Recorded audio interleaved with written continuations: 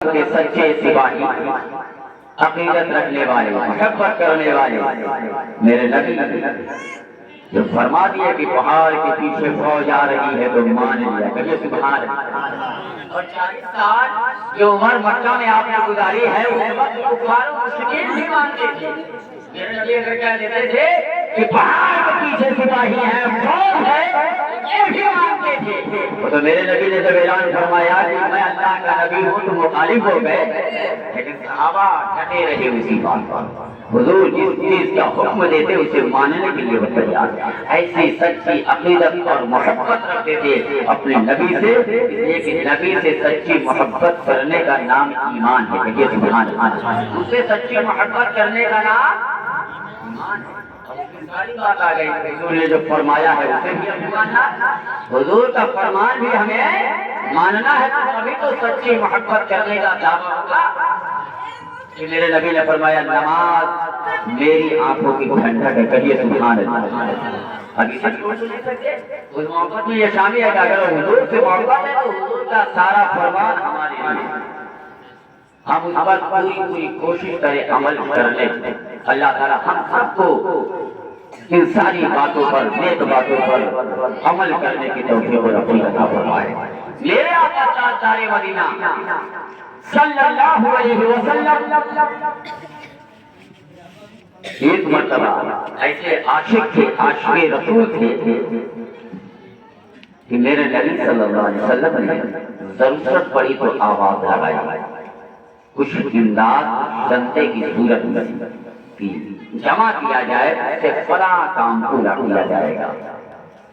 ایک روز جب آپ نے اعلان فرمایا تو سارے صحابہ اپنے اپنے گھروں کی طرف بڑھتے ہیں، جس سے جو بن پڑا سب سرکار کی بارگاہ میں لے کر کے آتے ہیں، پیش کرتے ہیں۔ حضرت عمر فاروق رضی اللہ تعالیٰ عنہ بڑے مالدار تھے، آپ نے کہا کہ آج میں سرکار کی بارگاہ میں اتنے رقوم پیش کروں گا، اتنے مال لے جا کر کے جمع کروں گا کہ سرے فہرست سب سے پہلا نام میرا ہوگا۔ دین مقابلہ تھا، سب سے پہلا نام میرا ہوگا۔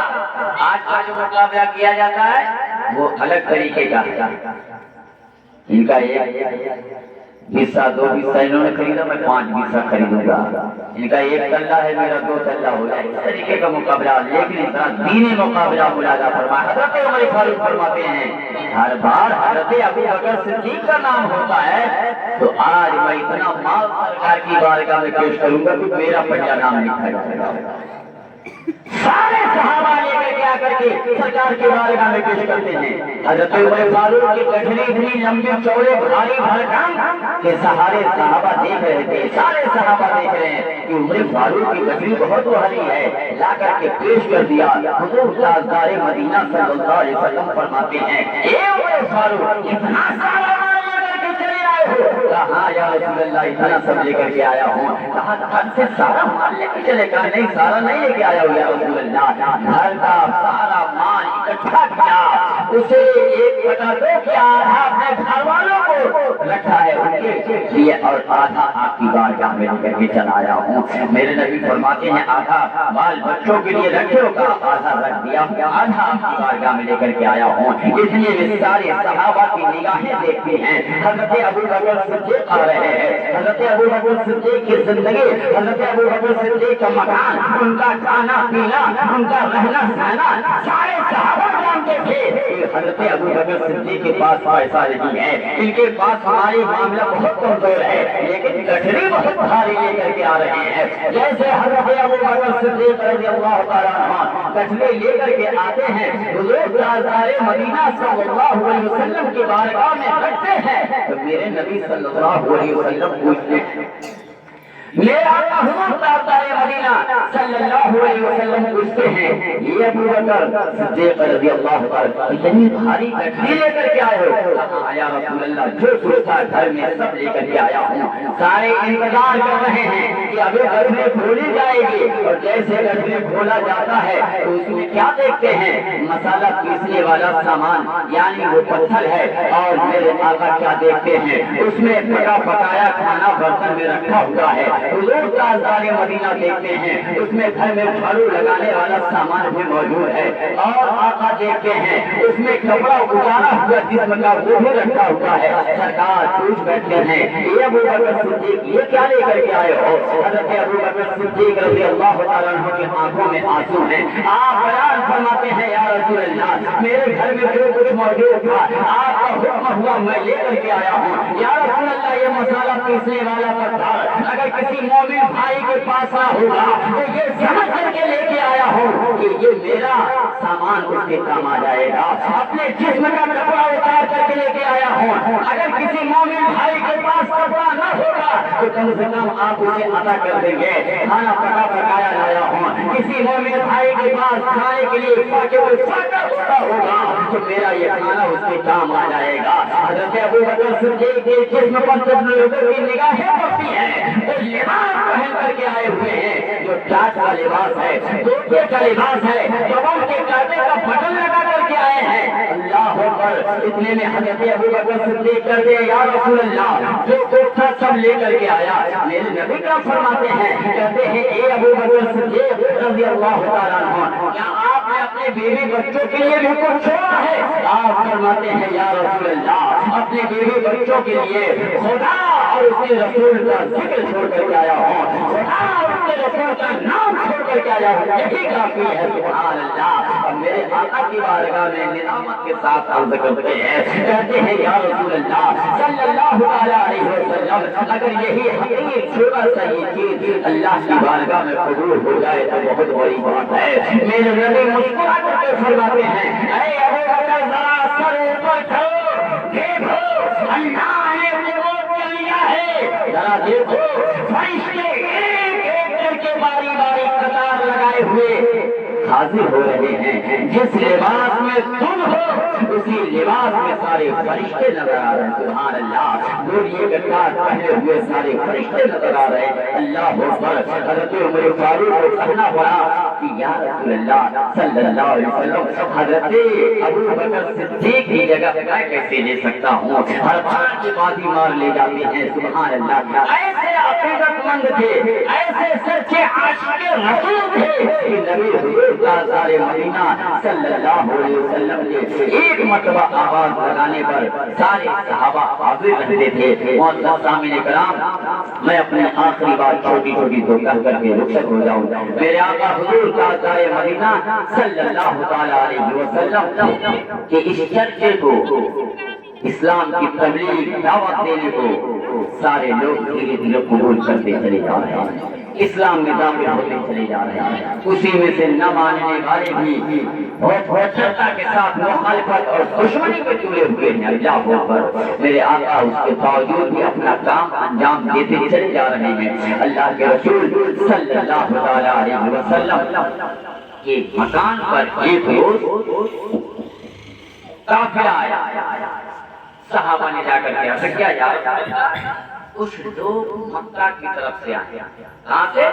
مکہ کی طرف سے آئے اور وہ مسافر ہیں، وہ قیام کرنا چاہتے ہیں، ٹھہرنا چاہتے ہیں۔ حضور نے فرمایا ٹھہرنے دیجیے، جاؤ ان میں سے ایک ایک کو تم اپنا مہمان بنا کر کے اپنے گھر لے جاؤ، ان کی دعوت کو تواضع کرو، خدمت کرو، کھلاؤ پلاؤ۔ سارے صحابہ ٹوٹ پڑے۔ ایک صحابی کہا یا رسول اللہ وہ مسلمان نہیں ہیں، وہ مسلمان نہیں ہیں۔ میرے نبی فرماتے ہیں مسافر ہیں؟ کہا ہاں مسافر ہیں۔ کہا مسافر ہیں مسلمان نہیں، کوئی بات نہیں، پھر بھی جاؤ جاؤ اپنا مہمان بنا لو، اپنے گھر لے جاؤ، ان کی خدمت کرو۔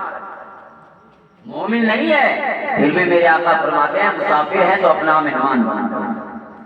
سارے صحابہ دوڑ پڑے، ایک ایک مسافر کو اپنا اپنا مہمان بنا کے اپنے گھر لے کے جاتے کھلاتے ہیں۔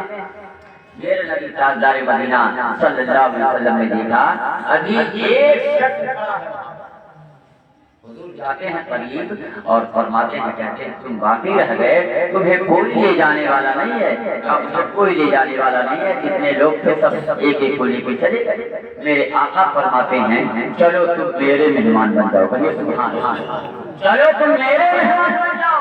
اور غیب کی خبریں بتلانے والے رسول ہاشمی صلی اللہ علیہ وسلم مسکرا رہے تھے. سبحان اللہ. یہ معلوم تھا یہ کیوں آیا؟ مسکرا رہے. آپ آتے تم میرے مہمان بن جاؤ. حضور صلی اللہ علیہ وسلم سے اپنے گھر لے جاتے ہیں اور گھر لے جانے کے بعد اس کی خدمت کرتے ہیں, کھلاتے ہیں پلاتے ہیں. خیر خواہی میں کوئی کمی واقع نہیں کیا. اور حضور صلی اللہ علیہ وسلم نے اسے ایک بکری کا پہلے دیا پینے کے لیے, وہ پیتا تھا.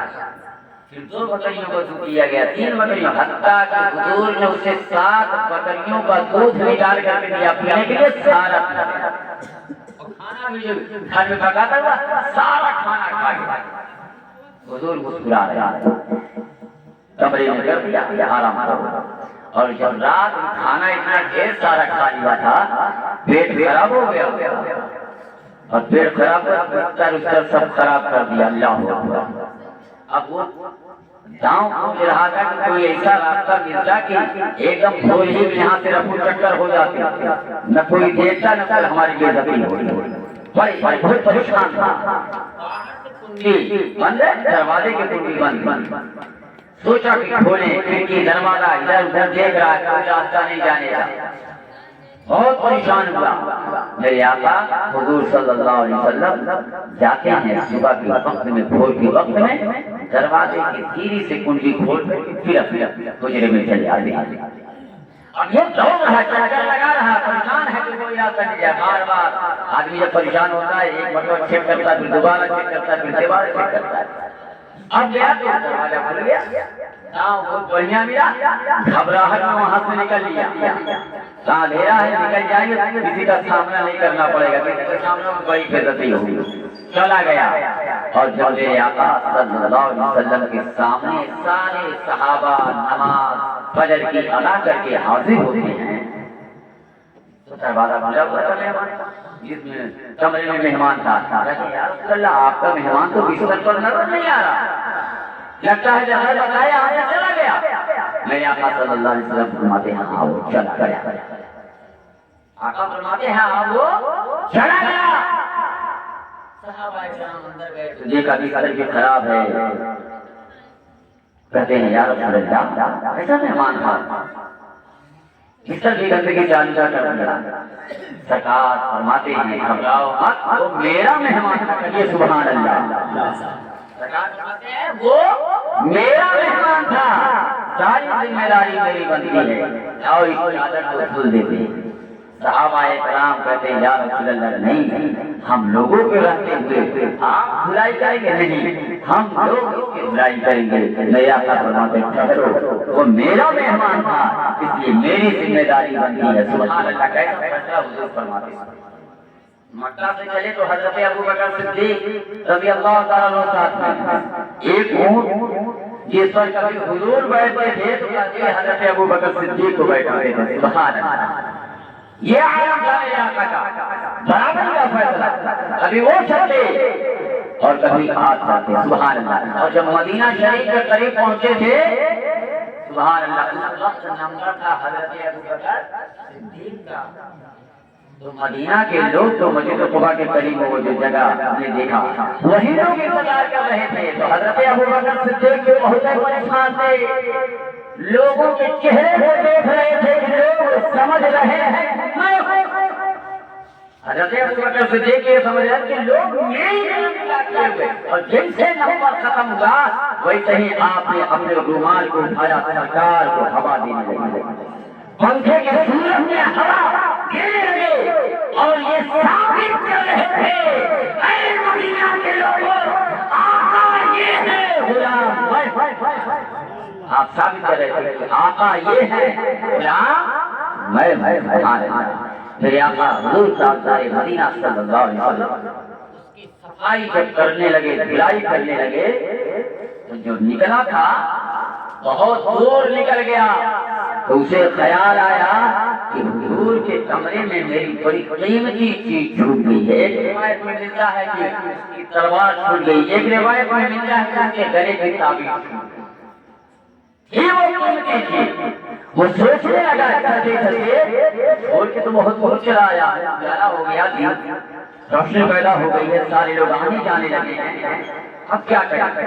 جن چیز ہے اسے چھوڑنا نہیں ہے، جن نے اس کے فیصلہ کیا ہم بےزت ساحل ہو لیکن وہ سامان مت چھوڑو، بےزت ساحل ہو لیکن سامان مت چھوڑو، بہت قیمتی وہ چیز ہے،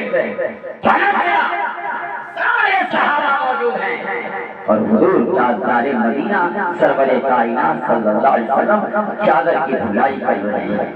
صحابہ کہتے بار بار یا رسول اللہ آپ اجازت فرماتے، ہم خود ہیں، میرے نبی فرماتے نہیں، میں واپس پلٹ کر کے جیسے قریب میں آیا دیکھا کہ حضور تاجدار مدینہ صلی اللہ علیہ وسلم سامنے دروازہ ہے، کانپنے لگا، جلتے ہوئے گرتے ہوئے پہنچا ہے، قریب پہنچا تھا، میرے نبی دور سے دیکھتے ہیں، کہتے ہیں آئیے آئیے، آپ کا دوبارہ آنا کیسے ہوا؟ بڑے مخلصانہ انداز میں محبت سے حضور فرماتے ہیں آئیے، کیسے دوبارہ آنا آپ کا ہوا؟ آپ صبح چلے گئے تھے، ناراضگی کا اظہار حضور نہیں فرما رہے ہیں، یہ تو ڈر رہا تھا ابھی ہم آگے جائیں گے، ہمیں بھٹکائے جائیں گے، لیکن میرے آقا فرماتے آئیے آئیے، آپ کا دوبارہ آنا کیسے ہوا؟ آپ تو صبح چلے گئے تھے، کانپتے ہوئے کہتا ہے اے محمد صلی اللہ علیہ وسلم، میں رات میں آپ کے ہاں بیان کیا اور میرے گلے کی تعبیر آپ کے حجرے میں چھوٹ گئی ہے، آپ کے کمرے میں چھوٹ گئی ہے، اسے کو لینے کے لیے آیا ہوں۔ حضور نے منگوایا، اس کے ہاتھ میں دے دیا، اب وہ لینے والا سوچ رہا ہے ایک لفظ مجھے حضور کچھ نہیں کہہ رہے ہیں، ایک لفظ مجھے کچھ نہیں کہہ رہے ہیں، نہ ڈانٹ رہے ہیں نہ پھٹکار رہے ہیں، جن کی دنیا بدل جاتی ہے، قسمت بدلتی ہے، معلوم پڑتا ہے کہ آپ ہی اللہ کے نبی ہیں، آپ اللہ کے رسول ہیں، میں کہتا ہوں کہ آپ اللہ کے نبی ہیں اور میں کلمہ شریف پڑھتا ہوں لا الہ الا اللہ محمد رسول اللہ صلی اللہ علیہ وسلم، کلمہ شریف پڑھ کر کے اسلام میں داخل ہو گیا، پکار پکار کے کہہ رہا تھا یا رسول اللہ آپ نے اس چادر کو کھولتے کھولتے میرے دل کی فضیلت کو کھول دیا ہے، یا رسول اللہ اسلام میں داخل فرما لیجیے۔ میرے آقا حضور تاجدار مدینہ مسکراتے ہیں، کہتے ہیں اسلام قبول کرنا چاہتے ہو، کلمہ شریف پڑھنا چاہتے ہو تو پڑھو لا الہ الا اللہ محمد رسول اللہ صلی اللہ علیہ وسلم۔ اللہ کے رسول نے اخلاق و محبت سے مذہب اسلام کی تبلیغ فرمائی ہے اور وہ ہر عالم کی رحمت ہیں، کسی عالم میں رہ جاتے، یہ ان کی مہربانی ہے کہ یہ عالم پسند آیا۔ جنات بھی مانتے تھے، جنات بھی جانتے تھے، اس لیے یہ عالم نہیں آئے تھے۔ جناتوں نے جب شرارت کی کہ کنواں کا کنویں کے سامنے کھڑے ہوتے، کبھی سانپ کی شکل کبھی گینڈے کی شکل میں کھڑے ہوتے، لوگوں کو ڈرواتے دھمکاتے تھے اور جو پانی پینے کے لیے آتا تو اس کا وہیں سے رسی کاٹ دیتے تھے، ڈول نیچے رسی اوپر، اللہ اکبر، یہ بھی عالم تھا۔